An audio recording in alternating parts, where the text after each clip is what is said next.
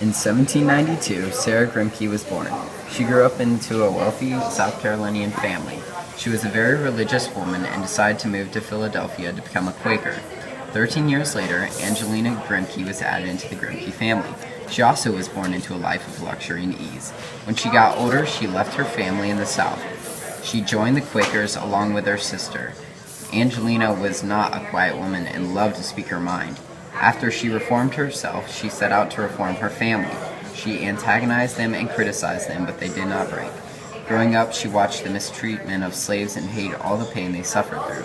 She was uncertain of what she could do, so in 1835, she wrote a letter of support to an abolitionist named William Lloyd Garrison. He was amazed by her views on abolition and decided to publish her letter without her consent. After many saw her work, Angelina and her sister were elected to serve as agents for the American Anti-Slavery Society.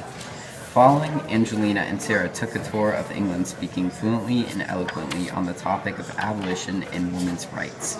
Oftentimes they were debated, so they used the Bible as a source of rebuttal.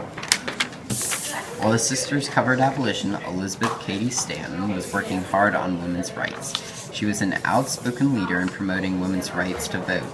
One of her most famous acts was the Seneca Falls Convention.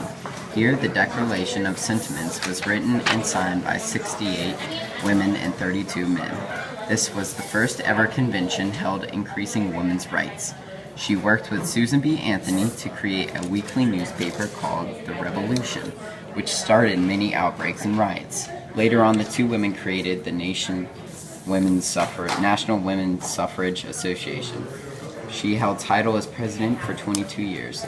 Elizabeth Cady Stanton not only fought for women's rights to vote, but she also progressed women's rights in their society, such as riding bikes.